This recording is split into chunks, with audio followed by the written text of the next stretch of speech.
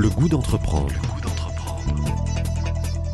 Une émission proposée par Doris Pradal en partenariat avec la Caisse d'épargne, la Banque des entreprises et des professionnels de Midi-Pyrénées.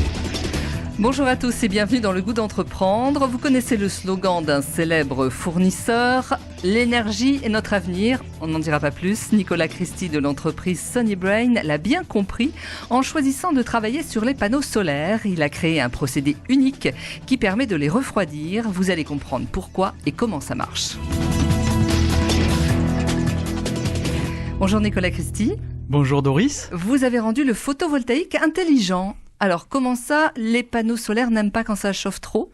Eh bien oui, en fait, ils n'aiment pas le soleil, en fait. C'est assez paradoxal, mais aujourd'hui, il faut savoir que les panneaux solaires sont constitués de cellules qui n'aiment pas la chaleur. Et aujourd'hui, tout le monde installe les panneaux plein sud pour pouvoir capter le plus de soleil. Mais on s'est aperçu qu'en les refroidissant, on pouvait avoir des gains substantiels de productivité. D'accord. D'où notre système qui consiste à récupérer les eaux de pluie quand il pleut, les stocker dans des grosses citernes et quand il fait chaud, pouvoir refroidir les panneaux photovoltaïques. D'accord, donc c'est vous qui avez inventé ce procédé. Tout à fait. Comment vous est venue l'idée, à partir de quelle observation ? Alors en fait, ça fait depuis 2006 que je suis dans le secteur du photovoltaïque industriel et j'ai vu des tentatives de refroidissement de ces panneaux solaires. C'est une caractéristique qui est bien connue des professionnels du secteur et par contre je n'avais jamais rien vu d'abouti, d'industrialisé. D'accord. Et donc on a décidé en 2012 de commencer à faire des tests pour voir déjà si c'était vrai et de quelle manière de pouvoir mesurer le gain qu'on pouvait obtenir grâce au refroidissement. D'accord. Comment vous refroidissez exactement ? Donc en fait, pour la récupération d'eau de pluie, c'est assez simple parce qu'on opère sur des toitures photovoltaïques qui sont équipées de chaîneaux et qui vont nous permettre de récupérer toutes ces eaux de pluie quand il pleut. D'accord. Une fois qu'elles sont récupérées et stockées, à ce moment-là, nous avons des capteurs et une intelligence qu'on appelle le calculateur qui va définir quand est-ce qu'il faut arroser et quel panneau il faut arroser. D'accord. Et donc ça nous permet d'apporter le maximum de gains en utilisant le minimum d'eau. D'où le panneau intelligent, en fait. D'où le panneau qui devient intelligent. Alors parlez-nous de votre entreprise Sunny Brain. Vous êtes une petite équipe ? Alors on est une dizaine de personnes, donc on reste une équipe petite. On a des belles perspectives dans l'avenir, donc des perspectives d'embauche notamment. On veut doubler les équipes dans l'année à venir, donc on cherche activement des collaborateurs. La question traditionnelle, je sais que vous l'attendez tous. Vous recrutez ? Oui, on recrute. Donc, on recrute une force commerciale, des développeurs, des programmeurs, développeurs, Java, Python, bon, c'est un peu technique, mais qui aurait un attrait pour tout ce qui est énergie renouvelable, écologie. Et une assistante administrative pour donner main forte à la personne qui s'occupe déjà de tout ça. D'accord. Vous êtes ingénieur à la base, Nicolas ? Oui. Qu'est-ce que vous avez fait comme études ? Donc en fait, j'ai fait des études sur la Belgique, qui sont des études d'ingénierat commercial, qui sont un peu différentes de ce qui existe en France, parce que on continue en fait, pendant les 5 ans d'études, à faire toutes les matières scientifiques, que ce soit de la physique, de la biologie, de l'électronique, de la programmation. Et donc, qui va nous apporter une base d'ingénieurs généralistes. Et ce qui est très important, en fait, du moins pour moi, ça a été vital dans ce choix d'entreprendre, parce qu'il faut pouvoir s'entourer de spécialistes. Et pour pouvoir s'entourer des spécialistes, il faut quand même avoir une base de connaissances sur les domaines qu'on va mettre en application.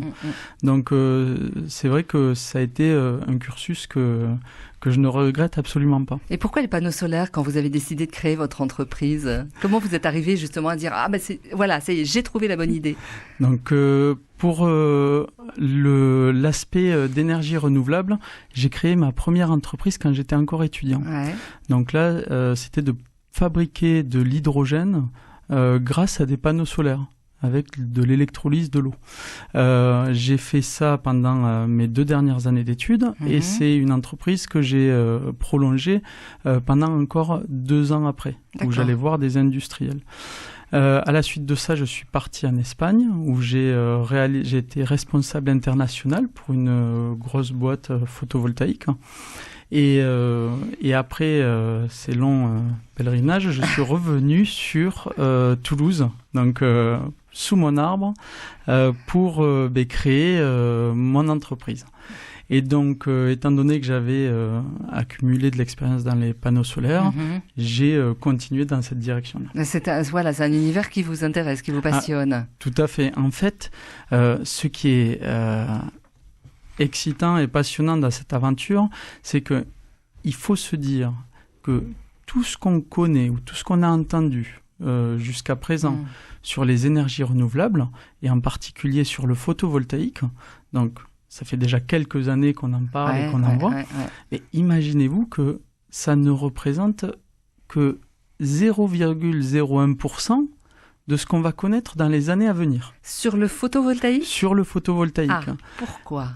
En fait, aujourd'hui, l'électricité est en train de devenir de plus en plus chère. Et les coûts liés à la production photovoltaïque baissent de plus en plus.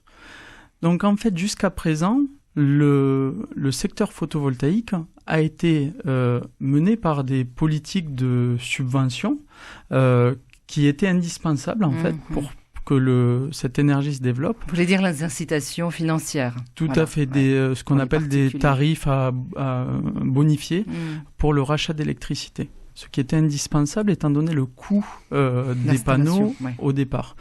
Aujourd'hui, le photovoltaïque est en train de devenir moins cher que l'électricité qu'on achète sur le réseau. Donc en fait, imaginez-vous, jusqu'à présent, les personnes qui faisaient le choix d'investir dans du photovoltaïque, c'était pour un investissement financier. Et demain, dans une échéance de 24 mois, la transition est vraiment très avancée. Très proche, on va le faire par simple bon sens. Si l'énergie qu'on produit grâce aux panneaux solaires est moins chère que l'énergie qu'on nous fournit sur le réseau, on aura tout intérêt à utiliser l'énergie qu'on produit nous-mêmes. Et le ratio entre l'installation et le prix de l'énergie aussi, ça va être intéressant parce que aujourd'hui, si on n'a pas de panneaux solaires pour faire simple chez soi, ça représente quand même un investissement. Tout à fait. Alors, mon discours s'applique à des industriels aujourd'hui ou des professionnels qui ont des consommations qui sont régulières. Aujourd'hui, pour le particulier, il va falloir encore attendre un peu que le prix de l'électricité continue d'avancer, de monter. Ça, c'est optimiste, mais c'est vrai. Par contre, l'idée n'est pas de prôner un tout photovoltaïque. On aura toujours besoin d'un réseau de distribution. Par contre, c'est vrai que ça va devenir de plus en plus intéressant, y compris pour les particuliers, d'avoir une source d'énergie photovoltaïque chez soi. D'accord. Est-ce que les prix risquent de baisser, d'après vous, à l'installation ? Alors aujourd'hui, les prix continuent à chuter. Donc les principaux composants du prix d'une installation photovoltaïque, c'est les panneaux et les onduleurs photovoltaïques qui sont, on va dire, le cœur de la centrale photovoltaïque. Ces panneaux en 10 ans ont été divisés par 6 ou 7. Reste la partie installation, c'est-à-dire main-d'œuvre, avoir des électriciens et des poseurs habilités pour venir poser du photovoltaïque. Cette partie-là est en train de se réduire aussi parce que les professionnels du secteur sont de plus en plus rapides et de plus en plus efficaces.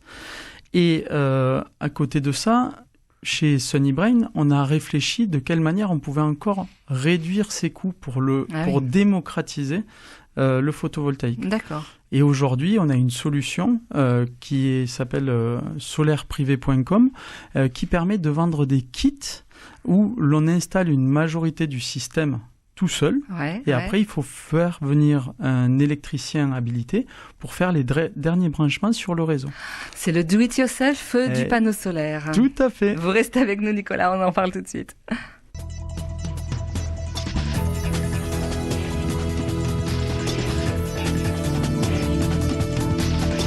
Le goût d'entreprendre, Doris Pradal.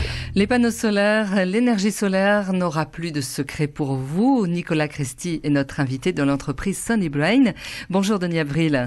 Bonjour Doris. Merci d'être avec nous Denis pour nous accompagner pendant ces émissions du goût d'entreprendre. Denis, première question, ensoleillé à notre invité. Ensoleillé, je sais pas, mais j'ai deux questions un peu techniques à poser. D'abord, sur la récupération de chaleur. Enfin, bon, pas sur la récupération, sur le fait que vous voulez refroidir. Mais finalement, cette eau, elle devient chaude. Donc, vous pouvez récupérer la chaleur. Bonjour Denis. Alors, en fait, aujourd'hui, sur la récupération de chaleur, on a fait plusieurs tests. Parce qu'effectivement, le temps que l'eau s'écoule sur la partie des panneaux qu'on asperce, elle va prendre quelques degrés et ça ne va pas être l'aspiration calorifique, donc va se situer au niveau de l'évaporation en fait.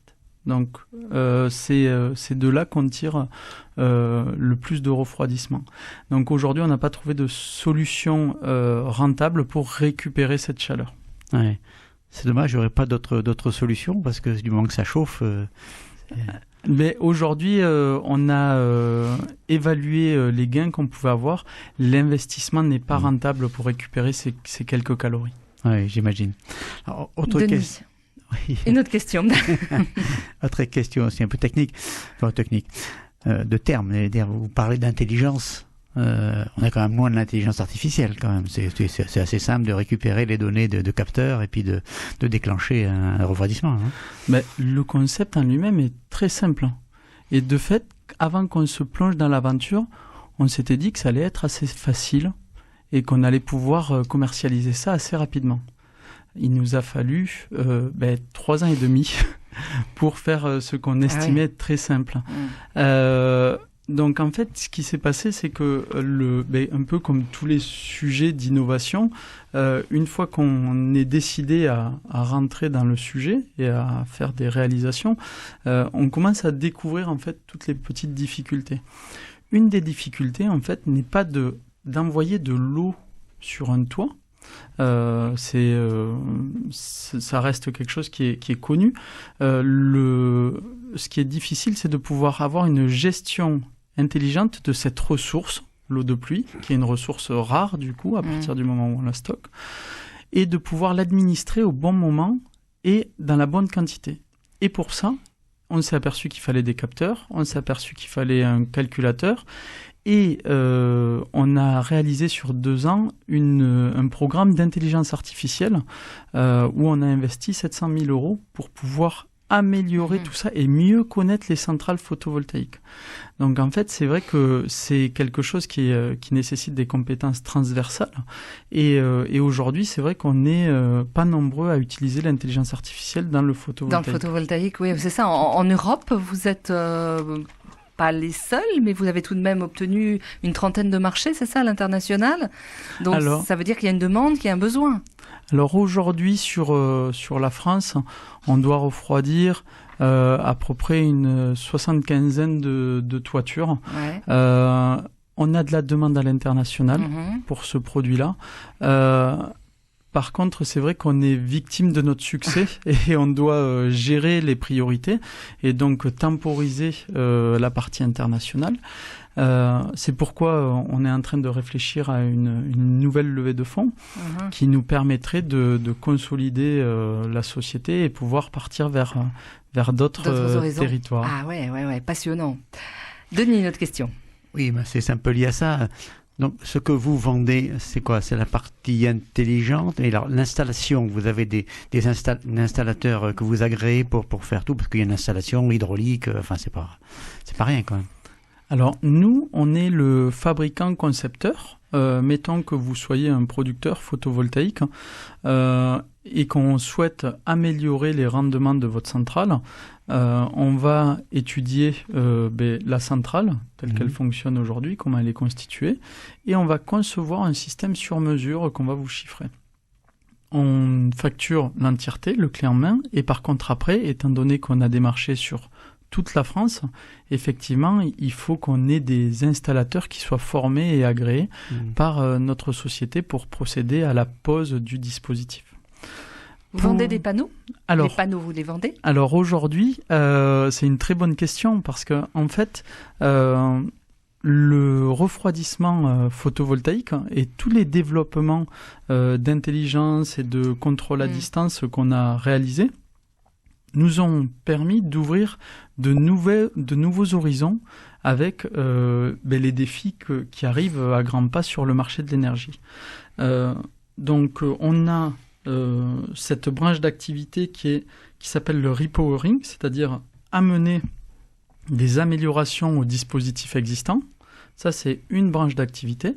On a une deuxième branche d'activité qui est la maintenance automatisée, prédictive, qui va pouvoir commencer à déceler les problèmes avant qu'ils n'arrivent et permettre aux propriétaires de la centrale d'avoir des coûts d'exploitation plus économiques et plus efficaces. Et enfin, on a aujourd'hui ce dont on parlait tout à l'heure, c'est-à-dire on donne l'opportunité à des exploitants, que ce soit agricoles, industriels, de s'équiper de centrales autonomes qui vont pouvoir se monter eux-mêmes. Eux-mêmes, c'est ça, avec solaire-privé.com que vous avez créé. C'est bien ça. Voilà, récemment. Est-ce que ce système pourrait trouver, par exemple, Nicolas, d'autres applications ? Alors sur la partie intelligente, alors il y a plusieurs projets qui sont aujourd'hui soit en phase de déploiement, soit à l'étude. Pour la partie de refroidissement, il y a 3 points qu'on pourrait citer, c'est qu'en fait on s'est aperçu que ça permettait de nettoyer automatiquement la centrale, donc il y a un nettoyage automatisé qui se fait, il n'y a plus besoin qu'il y ait de nettoyeurs de panneaux qui viennent. Ça allonge la durée de vie des panneaux solaires. Et on a été contacté par le S10 des pompiers et par les assureurs qui nous disent vous avez des stocks d'eau, vous avez de l'automation. Il est très compliqué d'agir sur un feu, sur une centrale photovoltaïque. Est-ce que l'appareillage et l'intelligence que vous avez mis en place pourraient avoir une issue sur la protection des biens et personnes? Donc ça, c'est ce qui en découle du refroidissement photovoltaïque. Et un autre intérêt qu'il y a, c'est justement sur l'aspect du contrôle de la centrale, parce que vraiment, on fait parler les centrales dès qu'il y a un petit souci ou un dysfonctionnement qui est prêt à apparaître.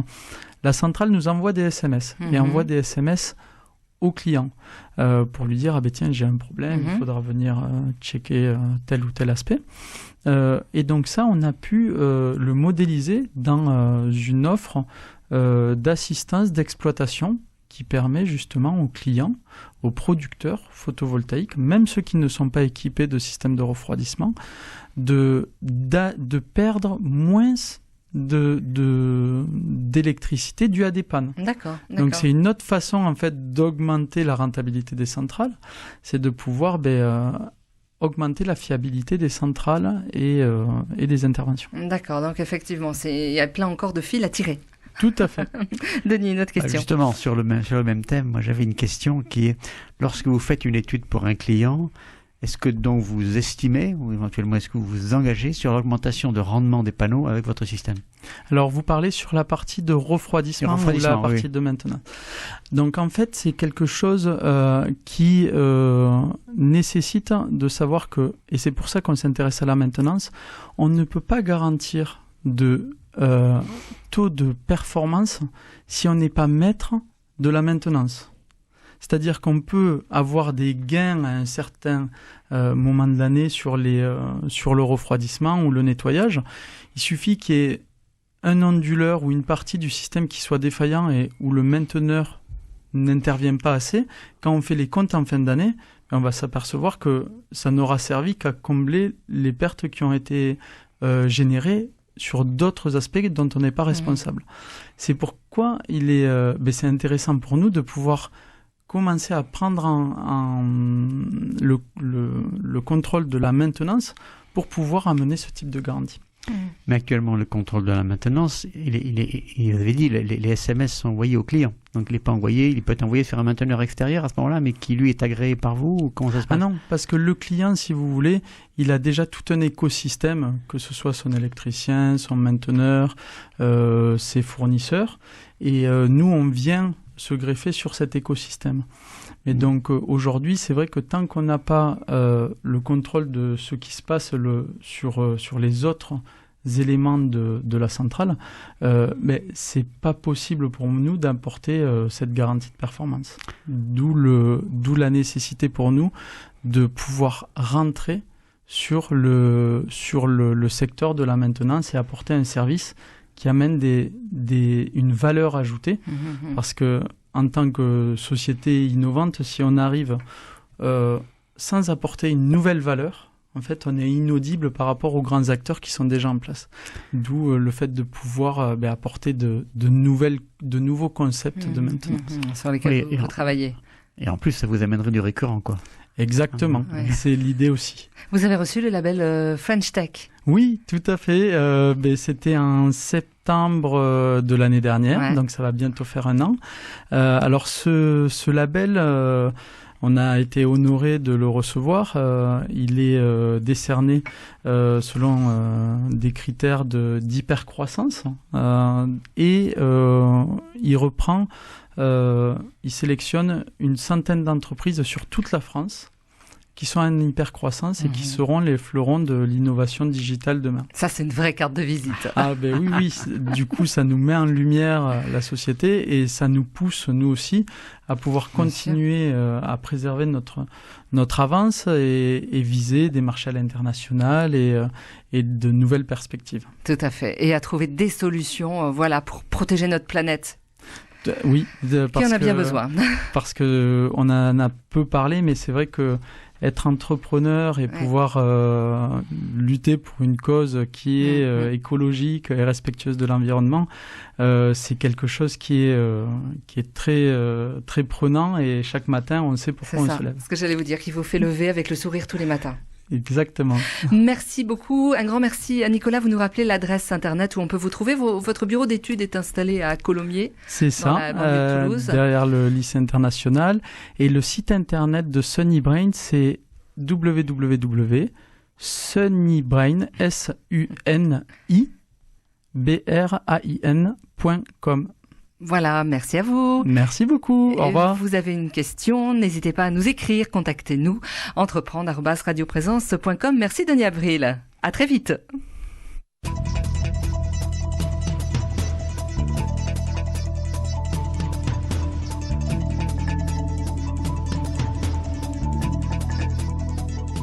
Le goût d'entreprendre, une émission en partenariat avec la Caisse d'épargne, la Banque des entreprises et des professionnels de Midi-Pyrénées.